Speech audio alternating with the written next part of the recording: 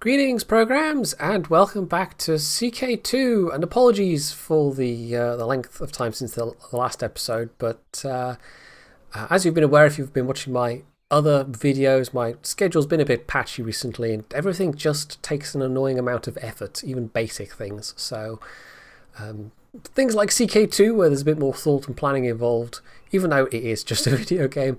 I don't know, it's a bit of an uphill struggle even just to get started. But here we are, I have gotten started, and hopefully we can go on to do great things. Maybe, possibly. So, the last episode was just recuperating after a somewhat disastrous, but not too disastrous, war with England. And I've already put myself in a position to try and get another one going because I've started off trying to fabricate a claim on York. So that's what the target was last time. If I could get both the counties that comprise the Duchy of York with a claim, then that's a significant chunk of England that I could get, and hopefully it would tip things kind of in my favour, because England has been, it's not weak, but it's weaker than it once was, weaker by a long shot, because we've held on to bits of the north of England for quite a long time, and with also bits of Scotland too, in the heart of England. Well, they're missing some land, let's put it that way, and they don't have Wales either, so they are a surmountable foe. House Caption Guy will someday be ground into the dust once and for all, or so we may hope. And although I'm sure a more competent and skilled player of this game than I could have probably taken over the entirety of the British Isles at this point, as I've said, I'm sure many times in the past, I'm enjoying the journey. It doesn't have to be a mad rush to the end. I mean, you can just power your way through by understanding all the mechanics and whatever else as you can in most games, but that's not the only way to play these games. You don't have to do it that way. You can take the more relaxed approach and just enjoy the story as it unfolds. So we're financially very well off. I'm holding on to that pile of cash in case this claim pops up. I'll actually unpause it. Otherwise, the state of the country at the start of 1297, as we're in now, is that there's a bunch of weak claims we could press, but we're not going to because none of them are particularly great. We've got a barony that might pass outside the realm. I can click on this. Yes, the Baroness of Alderaan, the last of the MacThirds. This one-time bastard dynasty of the... I don't even remember this is going back a ways. But yeah, King Jedi MacJedi III basically had a bastard son, and it spawned its own distaff. I want to say distaff dynasty. I don't know if that's the right word there, but it spawned its own little dynasty, and well, the current Baroness of Alderaan is the last of them, and it's actually going to pass to the Duke of Munster, who is in Scotland too. But I'm not too fussed. It's only a single barony, so that doesn't matter too much. I've also got a barony that I myself am set to inherit. I think I mentioned in the last episode the barony of Titushi, all the way over there on the other side of the map. The last of those barons is he's without heirs, and I guess there's no other family members it can go to in other places, so it's going to come to me, the monarch.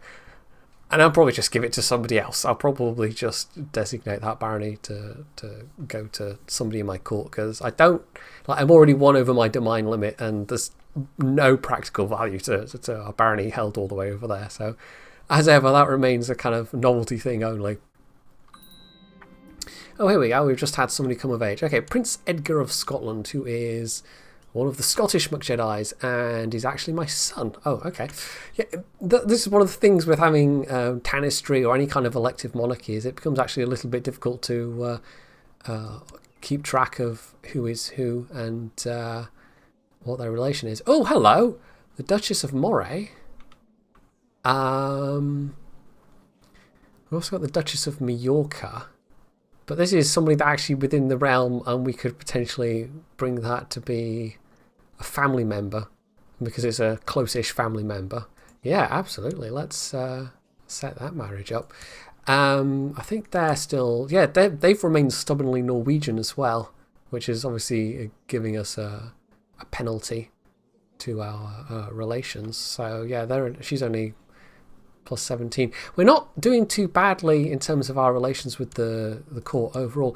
If this were the current version of the game, the most recent update, along with the DLC Monks and Mystics, has brought some very nice little tweaks and changes to the UI. It's probably also going to be the last major DLC. I mean, they might add some more little bits and pieces in terms of cosmetic stuff, and there might be some more patches coming out, but my understanding is there's only a very small team that work on Crusader Kings, like single digits number of people that still work on Crusader Kings at the moment. So it's definitely gone beyond its intended lifespan as far as Paradox is concerned, in terms of their active continued support for it and releasing content for it. But that's just a tribute to the popularity of the game itself, really, I suppose. I think it took them by surprise quite how popular it's continued to be, and how willing people are to keep shelling out money for the DLC as it comes along. Although I think most people are probably fairly canny and wait for things like Steam sales. So there we go, that marriage has been accepted. Let's see what other messages. So we'll actually click away some of these. Oh, we can nominate a successor to the Kingdom of England, because that's still elective. Who actually has votes? Stephen II of York, who is a caption guy. Edmund of Lancaster, who's incapable. And then Duchess Eadborough, I don't know how you say that, of Norfolk. We're just going to... Can I vote for myself? That's probably not going to do anything. No one else is going to vote for me, but it's great. I'll vote for myself. Right, so yeah, that's the Baroness of Alderaan. We know about that. Metropolitan Kenneth of Paris is apparently not very happy, but we don't care too much about him. And we've still got, because the troops were raised so long from the Barony of Titushi without me noticing, that incurred quite a hefty opinion penalty, but that doesn't really matter. We also got an unlanded sum, which is a slight prestige penalty, I believe, yes. But we can't really do anything about that for now. In fact, we can check our own Tanistry succession and where are we? See how we're doing. The other thing I thought of maybe tinkering around with, and I don't typically, like, this obviously looks rather different in the most up-to-date version of the game, but I don't typically tinker around with these. I mean, I certainly don't need to increase taxation and increase unhappiness among my vassals that way, but I might put my feudal levies up to the maximum. I can also trigger a vote for crown authority. But that is quite a big opinion malice by comparison, and it's not guaranteed to go through. This is one of the nice things in the most recent UI update, is you can see at a glance on the tooltip who is going to vote for you, who's going to vote against, and it's really useful. But no, I'm going to try and push through max feudal levies, because it's a small negative opinion bump, and it means that I get the entirety of the vassal levies, which is going to be very useful for any war with England. But I've been looking at my troop numbers versus their troop numbers, and even once they've recovered, there's a couple, there's some vassals oppose it. We'll see if it goes through. Even once they've recovered, in fact, my troop levels I have recovered, which is quite nice. Even with the mostly intact retinues, even with the full everything I can get from my vassals, if I get that law through, it's not going to be quite enough. So I think we are going to have to hire some mercenaries, and that's where having a large pot of cash will come in useful. So I think we are just going to accumulate cash for a while. It doesn't even have to be one of the big mercenary groups. We could get one of the slightly smaller ones to supplement our forces. I still don't know if England did that last time, or if they called in allied troops, or who even knows. Anyway, talking of piles of cash, and this has happened really quickly. You can never tell. This has been, when I started at the end of the last episode, so that was kind of like January 12th, 97. So yeah, this has happened in about 4.5 months, 5 months-ish.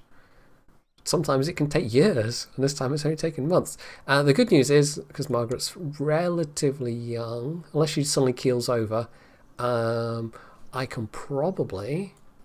There we go. So we've now got a claim on York. And it's the County of York. So what I can do is I can... Oh, I can't actually move him until 28th July. Okay. Yeah, yes, I can press the claim for both and hope to get both at the same time. And that's an entire duchy under my control that way. Because Durham's part of Northumberland. I still don't know how the previous Archbishop happened to have a claim on the County of York, but anyway, that's what's one of the really great thing about CK2 in particular is you've got the sense of all these stories, all these things happening in the periphery of your vision, all these little like dramas and intrigues and just all going on regardless of whether you're paying attention or not. It's one of the things that makes this game so fun, is it genuinely feels like a lively game world. Anyway, there we go. We've passed the maximum feudal levies law, so that should bump up. I don't think it's bumped it up hugely, but I think it's bumped it up a bit. We still have only medium crown authority, and higher crown authority also increases your possible levy sizes, although it's the minimum levy size, so it's like the amount of troops you're guaranteed regardless of your relations with individual vassals. Yeah, it's if we were to combine the two, we kind of would get more guaranteed troops overall, but it's just a matter of like also maintaining good relations. And if I look, I've mostly got good relations. The Duke that likes me the least is the new Duchess of Moray, but she's only very young yet. Oh, I've also just had a new Duke of Albany apparently. Might have to close that and reopen it to refresh. So okay, 26. He doesn't like me that much either. That's because he's just come into the... also Patient versus Wrath. So there's a clash of personalities going on there. Let's see if we can't give him some kind of honorary title. Keeper of the Swans. There we go. There's a +10 right there. And we do have one other. We can give out Cupbearer to somebody. So maybe the Duke of Lothian would like... No, we can't give him that. I wonder if she's old enough to be given a honorary title. No, I don't think you can give Cupbearer to a female character anyway. So if I speed things up a bit, oh yes, we can also move my Chancellor down to try and fabricate a claim on Lincoln. What does that do to the voting? The current Tannis is slightly losing support, but he's still out in the lead. Who am I actually voting for? I mean, he's actually got okay stats. The best thing is he's got quite a decent marshal at 9. So right, let's select him. Right, I apparently wasn't actually voting for him. I must have been voting for like King of Scotland 2 or something. Oh, okay, this will be to do with... oh, I've got Improved Marshal. It might be to do with Improved Marshal? I'm not sure. Okay. The book is gibberish, but also enlightening. Okay. I'll just go with the first option. I can't remember offhand if there's any difference between the two options. Oh, the secret within the book still eluded me after several weeks of intense study. Wasted time and wasted ink. The man couldn't be anything but a maniac, filling precious parchment with malarkey and incomprehensible symbols. So she was reading an old copy of the Daily Mail, I know. I did, however, get what would now be considered a lifestyle trait, but this is just a random trait I've picked up. Scholar, learning +2, which is actually quite nice. Talking of learning, I could probably do a proper check of my technology levels. Just pause it while I'm otherwise occupied. We can bump up religious customs, which would obviously improve church vassal opinion. It's not too much of a thing.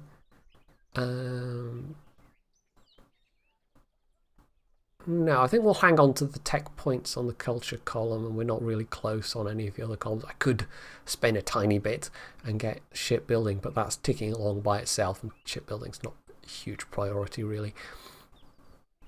If we could get light infantry next, that would be quite useful. Also, there's some kind of... what's going on with Ulster?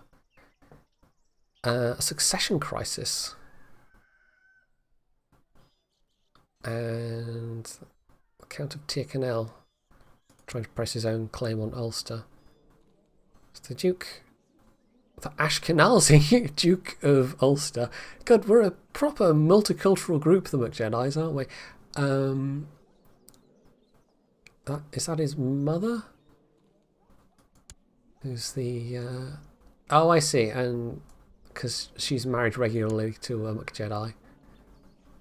I can't remember how Ashkenazi got in the mix. I mean, we've got the Polish... oh, there we go. I thought it was still his dad, but his dad, Duke Kristin, has apparently copped it already while I wasn't paying attention. Duke... I'm probably going to mangle this horribly, but... Andre? I don't know. I'm guessing it's supposed to be like Andre.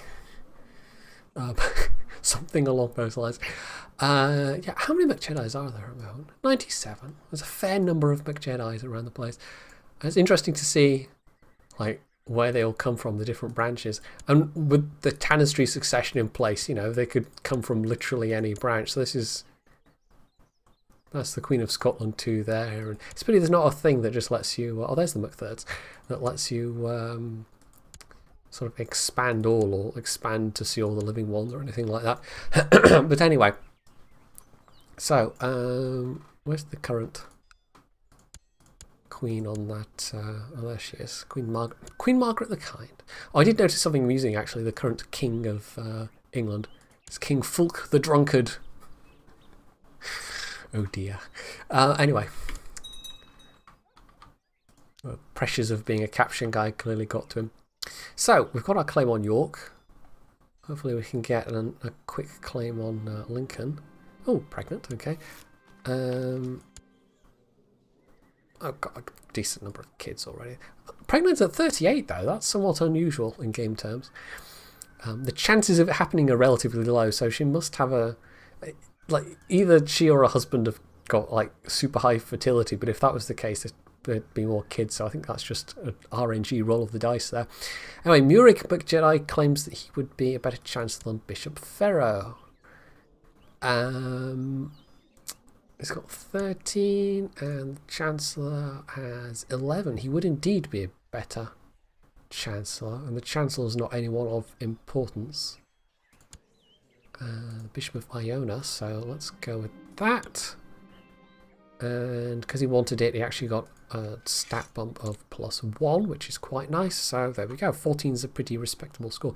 I've just noticed his Spy Master's not very good either.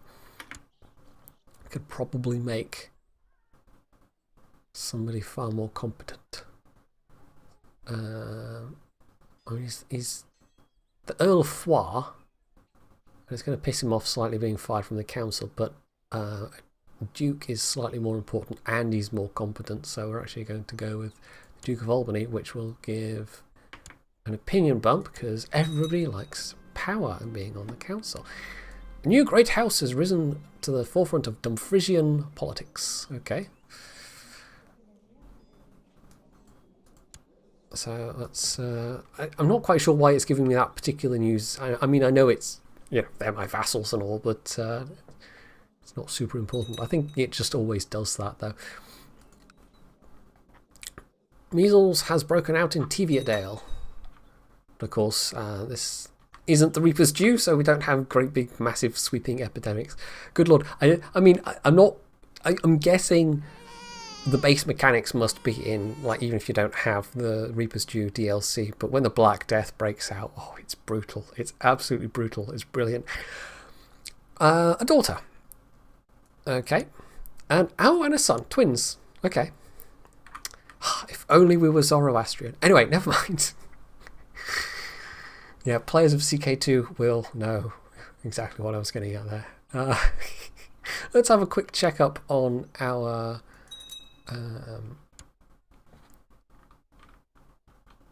wait, what?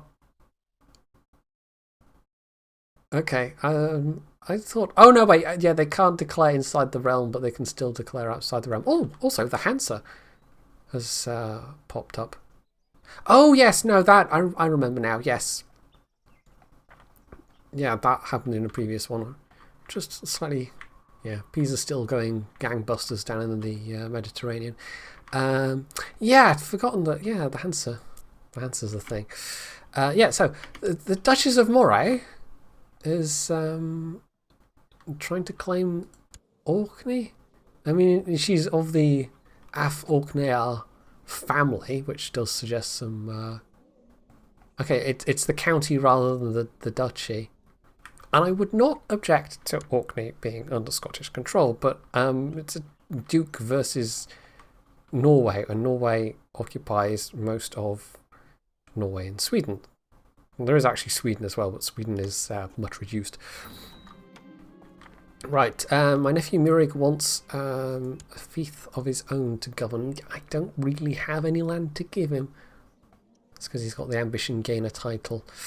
I'm just going to mention a church career. I mean, he... yeah, probably is not going to be very happy with that, but it's not a lot I can do. Right, also we need to arrange an education or arrange a guardian. Education. Who's quite good?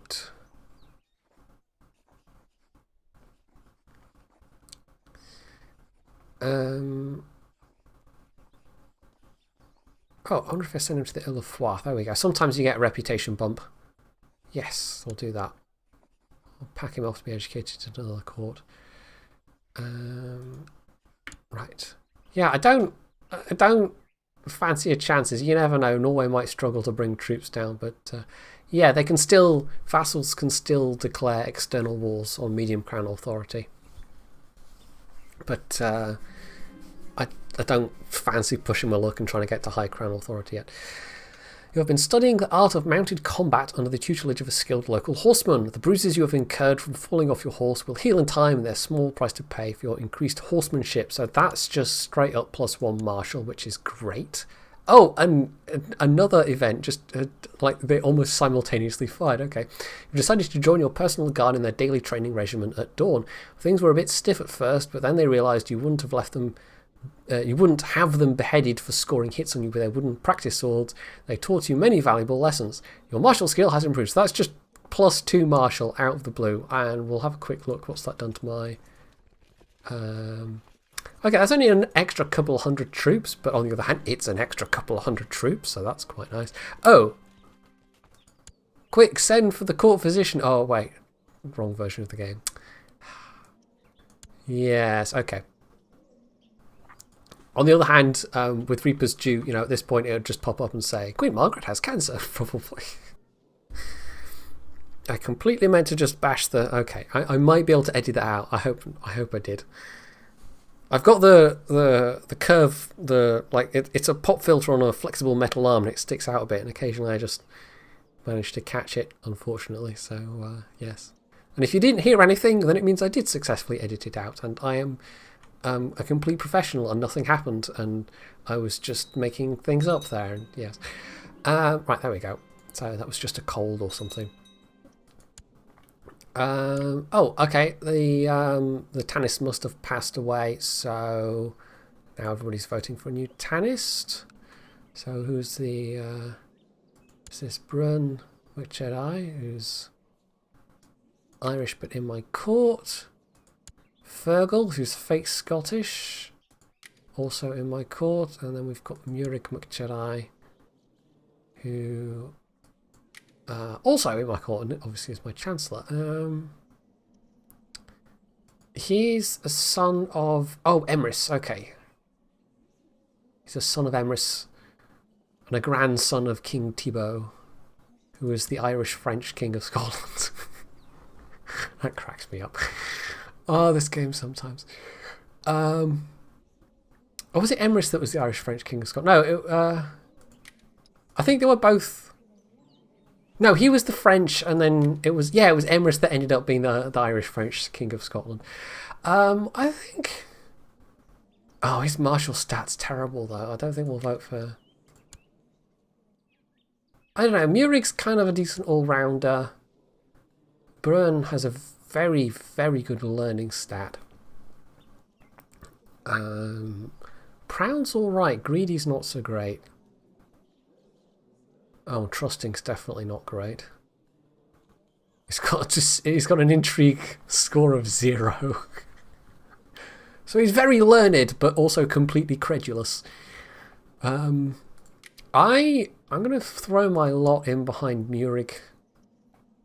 We're going to vote for Murig. I think in this kind of like the situation where somebody has... oh, Fergal's picked up some more votes. Okay. I think your vote carries a bit more weight. Yeah, they're all voting for Fergal for some reason. Right, this is another Murik McJedi. Who needs a Guardian.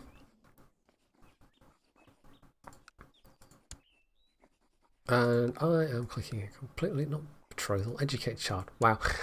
Yeah, I can definitely, you know, click on things and read. Definitely. Why are you all looking at me like that? Right, anyway, what if you could do Colothian, Earl of Foix? We already packed somebody off to the Earl of Foix. Metropolitan of Paris. Actually, we seem to have repaired relations a little bit there. It's not too bad. The rest are all barons or whatever, so we might as well do it by skill. Right. What are you actually good at, young Murig? Very strong. I might try and place him with somebody with a decent martial score then. Earl of Shallow? He's got Greedy and Wrath, but the rest of his stats are actually, the rest of his traits are okay. Let's go ahead then. Also, he's also a McJedi, so that's fine. Oh, okay, Earl of Foix is no longer Guardian of... Okay. Oh, the only trait he's managed to pick up is Craven. That's not good. Also, how can I... Oh, yeah, okay. I must have decent relations with the Pope if I can request excommunications. Right, the current Earl of Foix is an Irish McJedi. Will that get me any kind of... Yeah, there we go. I might as well pack him off to the son of his former, you know, just for the opinion bump. Oh, I've collected a tiddy. I'm sitting on so... I've just been, like, we're getting so much gold, nearly 20 gold a month. We're rich. Well, not rich. If I look at the ledger,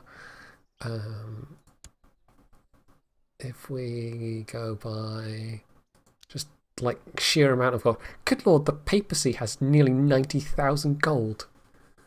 Wow. Okay, it'd be quite nice if you could play as the papacy in this game, because you'd be able to get so many mercenaries. You just have to hire massive mercenary armies and you can go rampaging all over the place. Teutonic Order, likewise, quite a lot of gold, but 20k, you know, 20k is still really good, but nearly 90k gold, good lord. In terms of like actual held gold, at the moment I'm doing all right, and I think my income must be... I don't know if there's anything that tells you your income compared to other people's income. No, I think that information's not available. I mean, I can see what my internal income is, I just can't see anything like that for other people. Right, so, what's going on down here? Oh, the Duke of Meath is trying to attack Scotland. Oh, also Scotland too seems to have lost a bit of land. Was that inheritances, or what happened there? Was that a war? Oh, they are actually at war with Scotland too right now. This is your war over Worcester. So they're trying to take back, which is not great for me. King Isal of Scotland, who was Earl of Dijon and was my husband, and I think I gave him land because he wanted land, right?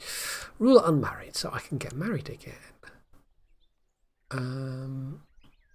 Wow, that's not a lot of choices. That's definitely not a lot of choices. Oh, right. For some reason, if I click matrilineal, it'll give me way more choices. Oh, no, of course it will. Anyway. So, God, I could be a proper cradle robber and go for... well, yeah, that won't be anything like the worst, mismatch in age in a marriage that I've ever arranged. That's for damn sure. Well, I'm assuming anyway.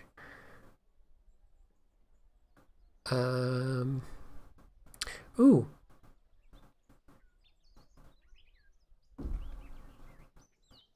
He's not terrible, and also it's just the fact that he's Norwegian. We could maybe get ourselves some claims in Norway. Maybe.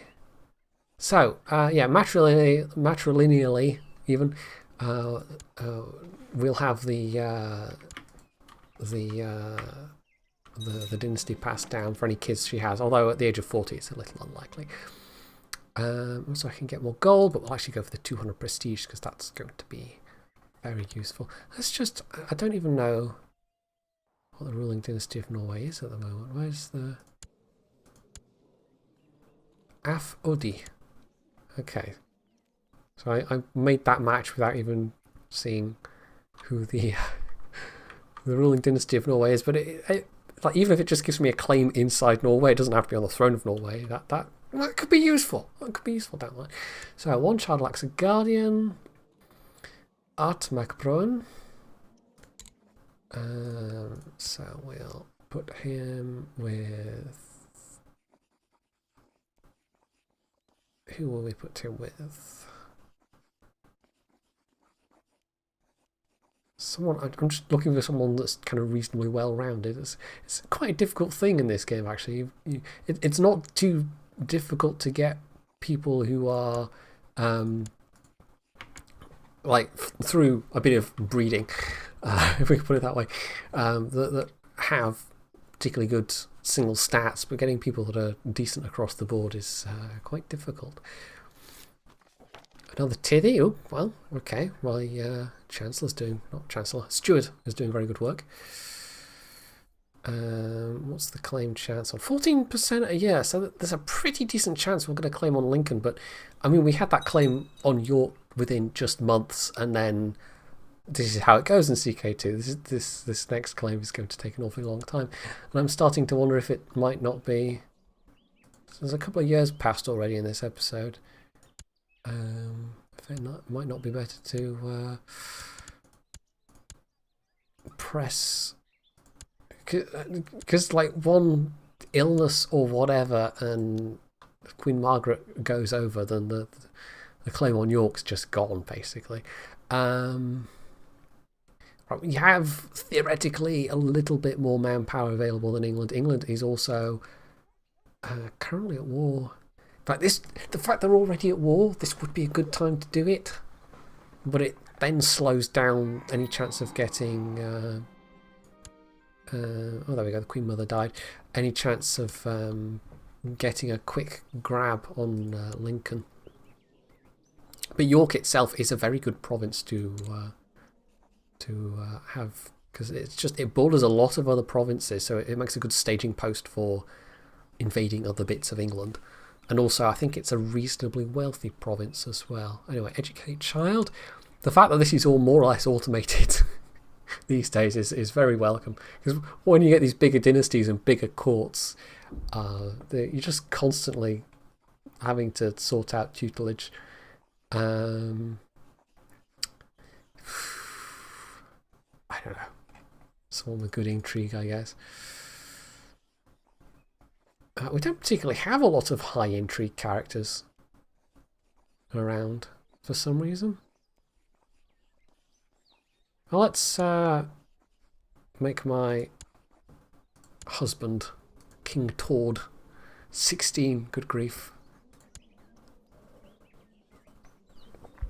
All right. Let's also check where we are with the Dorjanda of Shalor. Oh, military of 18. Some of his other stats are pretty stinky though. Who did I vote for? Was it not Fergal? It was Fergal I didn't want. I think it was Murig. Yeah, it was Murig. I kind of. Having said that, his stats aren't too much better. He's got very good diplomacy, but having a really high martial. I think we'll switch our vote to him. Actually, having a really high martial monarch might be particularly useful at the moment. We could also vote for the petty king of Gallic, which of course is all the way over like here somewhere. Yeah, I've been able to spread the Jedis around a fair bit. Where is he? This is a long list. There is quite a long list of potential successors. Okay. So he should be the next. Oh, okay. Oh, some assassins tried to assassinate the Khan of the Ilkhanate, and I don't think I've seen this before. I think in all my time playing CK2, this is one of those messages that I've just never seen. And yet another thing I like about this game is that just occasionally you can play hundreds and hundreds and hundreds of hours, and some combination of circumstances will come along that generates a message, and it's an event pops up and it's like, I've never encountered that before. There's actually, I mean, it's even minor stuff like if you have a hunting dog, if you've got the hunting focus with Way of Life, and if you also at the same time get an event which just randomly pops up to get a pet cat, you can then get a kind of third set of events that pops up, whereby a message comes along, and this is one that happened relatively recently, and I'd never had it before because I'd never had that condition before where I had both a pet dog, a hunting dog, and a pet cat. And basically it said, your cat and your dog aren't getting along, and there was a couple of options, and I think it was one of these ones where it doesn't matter what you pick, but yeah, basically you can either have the dog and the cat end up being friends, or they end up really hating each other.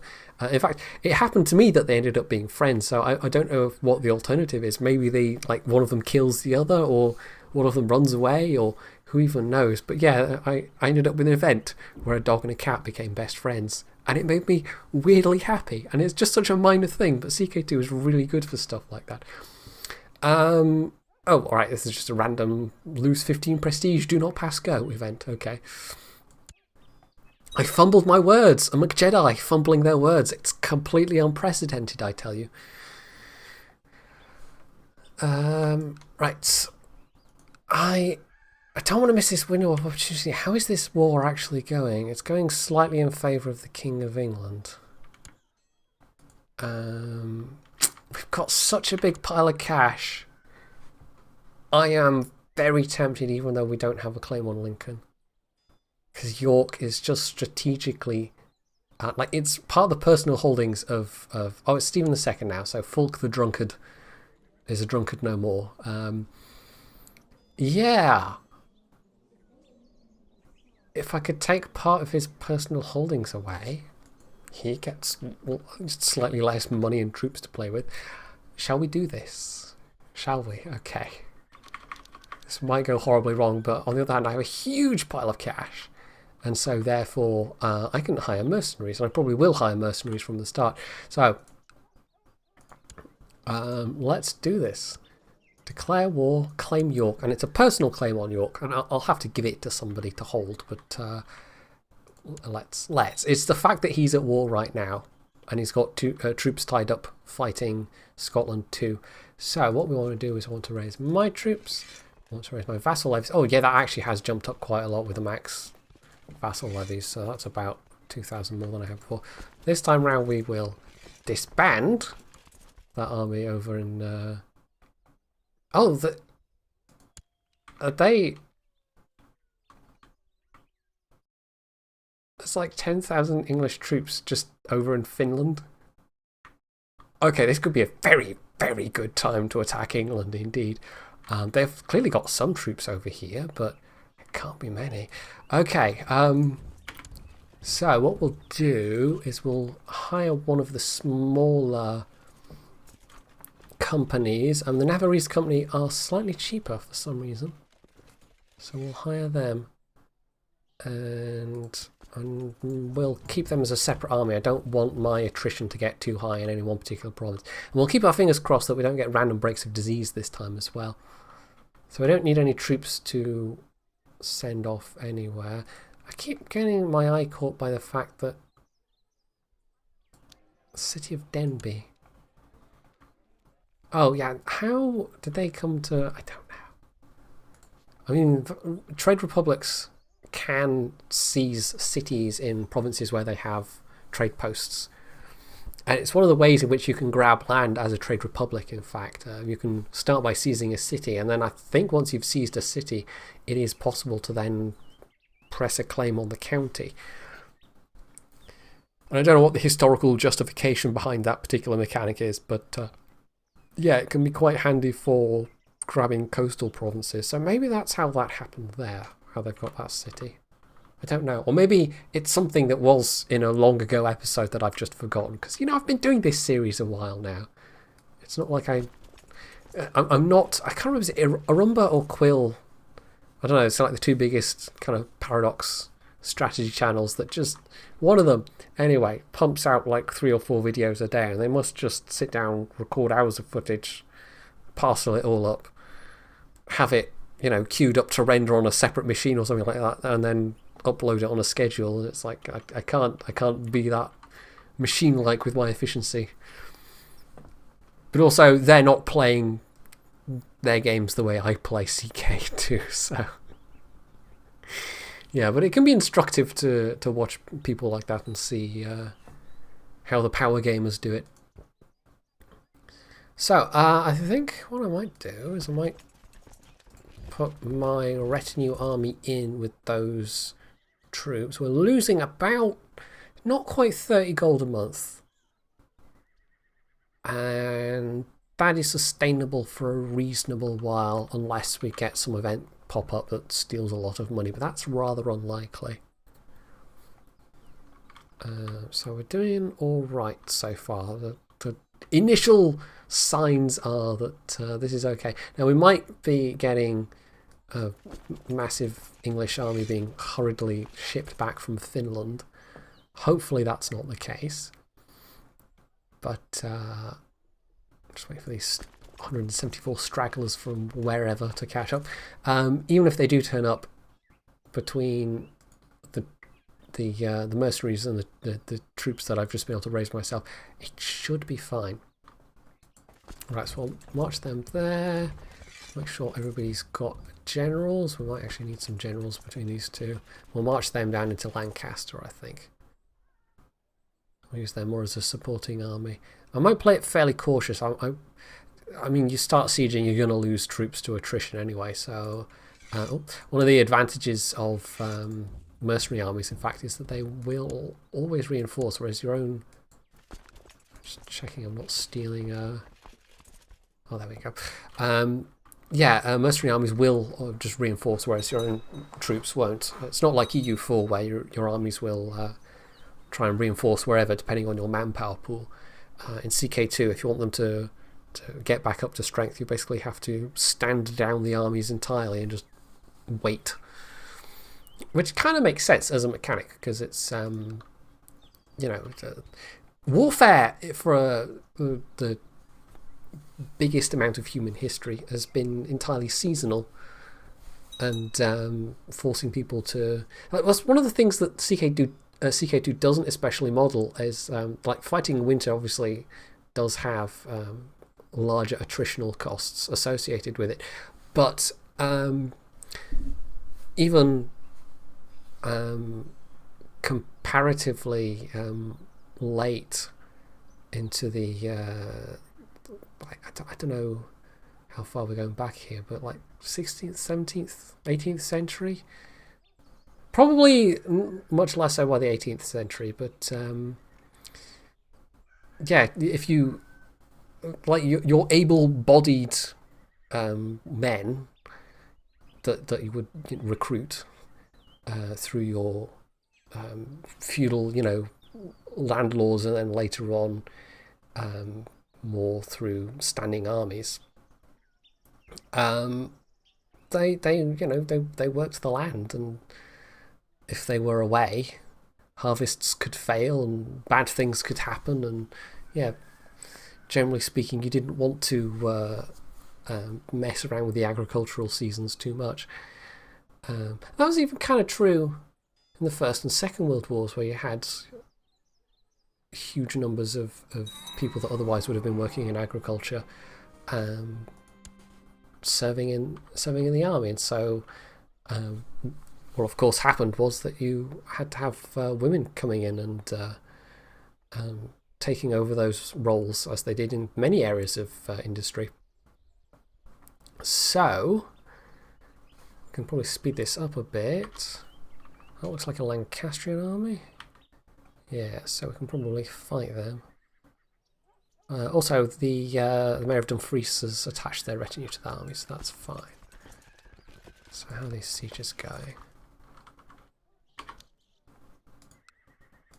See, that was, I don't know, I just kind of wandered aside from what I was doing to blether on, and we actually had our court chaplain die, and I wasn't particularly paying attention, but that's fine. Right, the Tanist of Scotland would like to be the court chaplain, and he'll actually get a bump to 17, so that's actually quite a learned court chaplain. He's out leading troops at the moment, though, as is my spy master, so I can't actually use them for like collecting money, or not collecting money. I know what I mean. I can't use them for various jobs. So these are big armies we should be able to siege relatively quickly, but it also means that we might have bigger losses through attrition. Though we're doing all right at the moment. We don't have any disease or anything going on. And it's not like we're fighting in the cold wilds of Finland. Why would the Byzantine Emperor want to kill the Countess of Foix? There's probably some family connection. We probably married in the family at some point. Also, apparently the HRE and Aquitaine are going at it. I did discover, one of the weak claims that Margaret has, when I was having a poke around before recording, I did discover that we've got a weak claim on France. I didn't fancy going to war with Aquitaine, though, somehow. I would have to have an awful lot of gold and an awful lot of mercenaries before I contemplated such a thing. So yeah, the Countess of Foix is the wife of... Okay, she's a McJedi. She's fake Scottish. How's she got a Byzantine connection?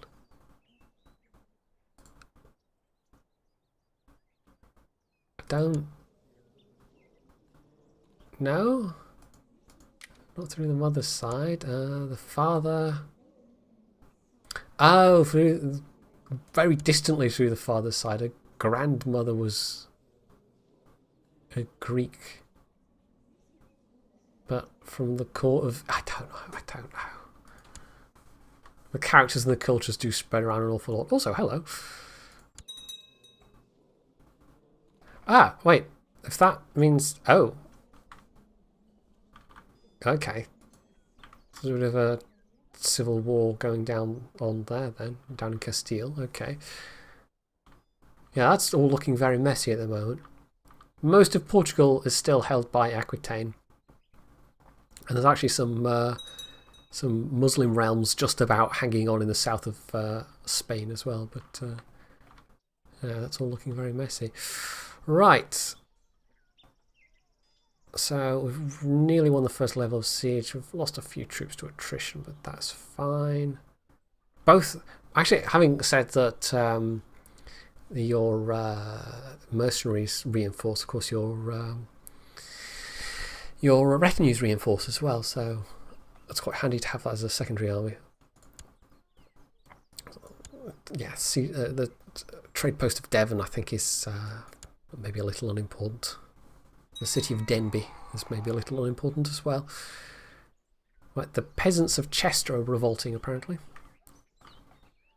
I could probably make some very Cheshire-specific joke there if I had more knowledge of the area, but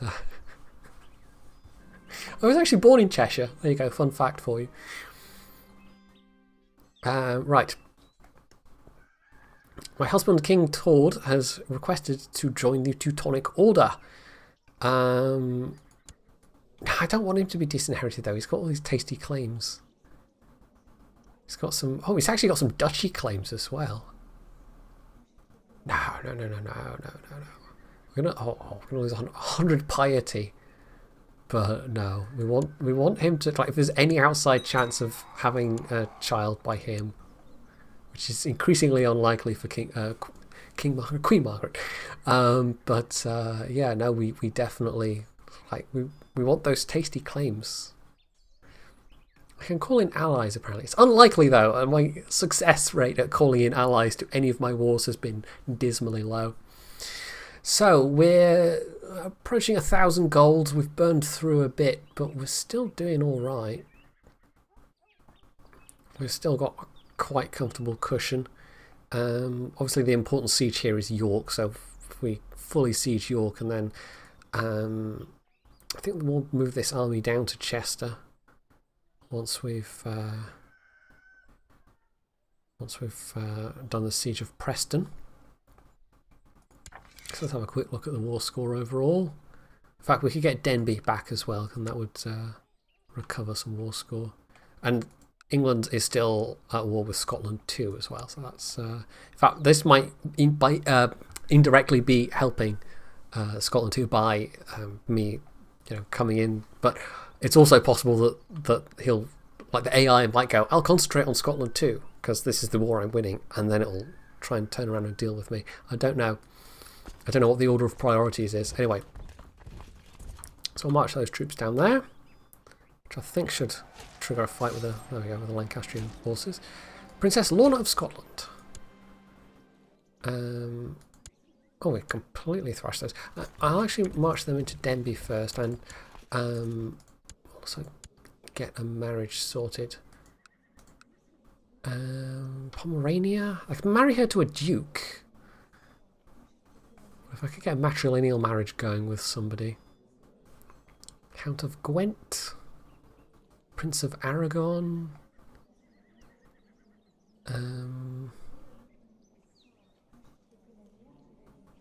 There's actually a couple of McJedis on this list as well. In various places. Castilian McJedi, because why not?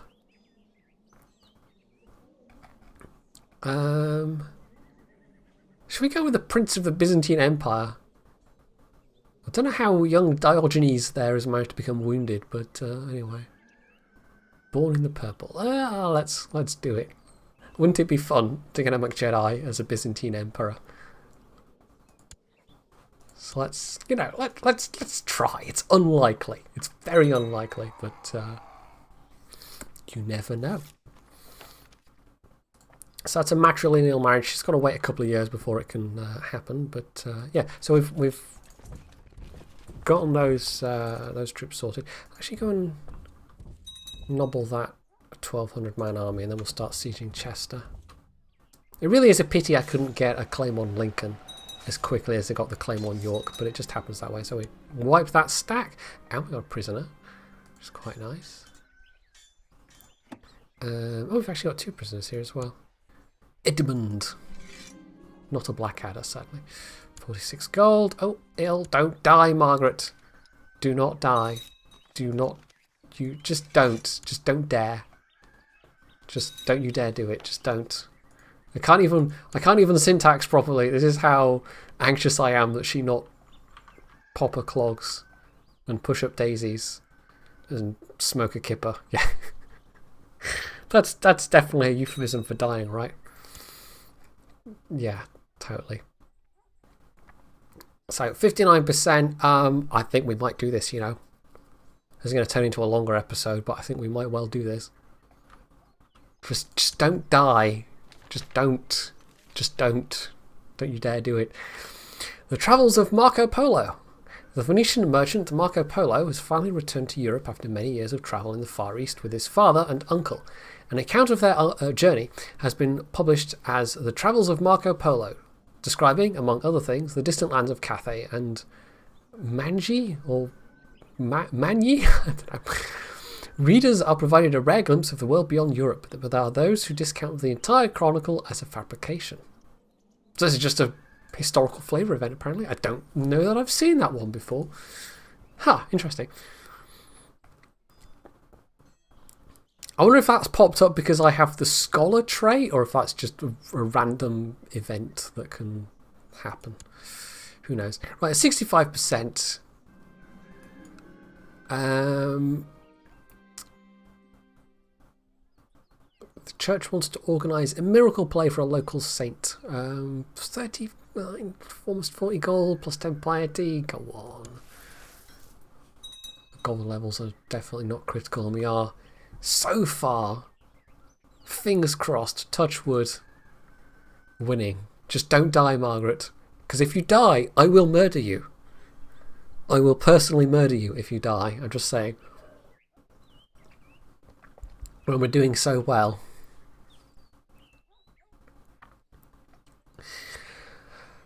So, let's have a quick check. I think... okay, it was 49%, that's now 41%, so it's... Oh, there we go. Ill has gone. Yeah, you never know. Because it's not like it... Like, the illness event is just a kind of... It just happens. So you never know if it's going to be something serious and life-threatening, or if it's just she sneezed. Whereas, of course, these days, it makes quite clear there are a number of horrible diseases that you can contract, and it will actually tell you.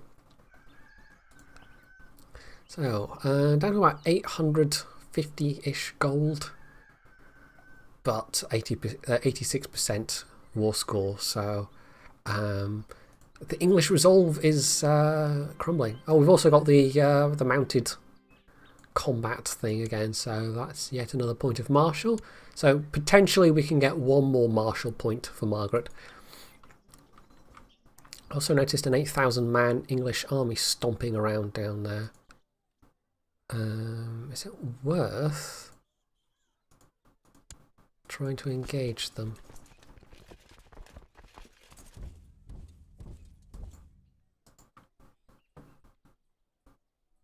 It's also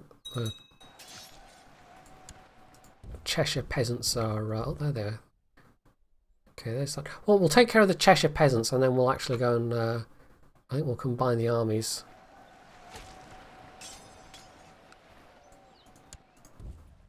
Let's see if we can't take out this 10,000 man stack. Oh, hello. Prince Flan, who is in the court of Castile. Okay.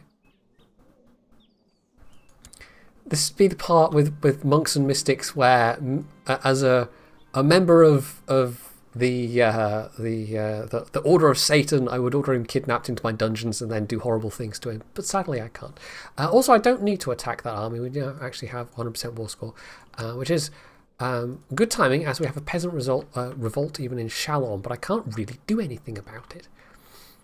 Oh, also, I had troops. Having remembered to go and stand down the troops in Tétouche, I completely forgot to do it in France. So, we can demand York, and they should accede to those demands. Yes, there we go. So, York is now properly Scottish flavoured.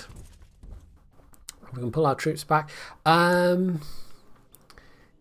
We have now a truce until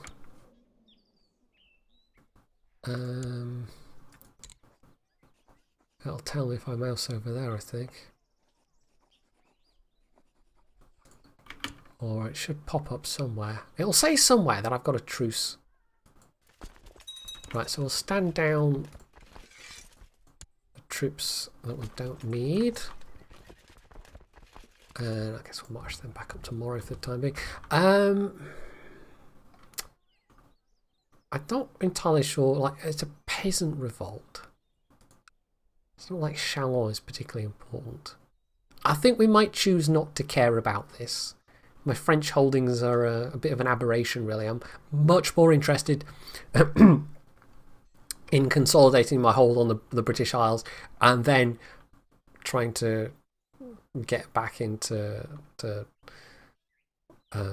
my grand Scandinavian plan once again, but we'll see. That may end up all just being a pipe dream. So yeah, I think we'll let that be next episode's mess as to whether we actually choose to deal with that or not. The very last thing to do right now is sort somebody out to be the Count of York. Who's actually in my court? Oh, I know what Murig wanted a title. I don't know, it's yet another landed McJedi, which is just spreading the McJedi mess out even further, but sure, why not? Murig McJedi, you wanted a landed title. Today is your lucky day. County of York. There we go. So, or Earl of York as he's now going to be.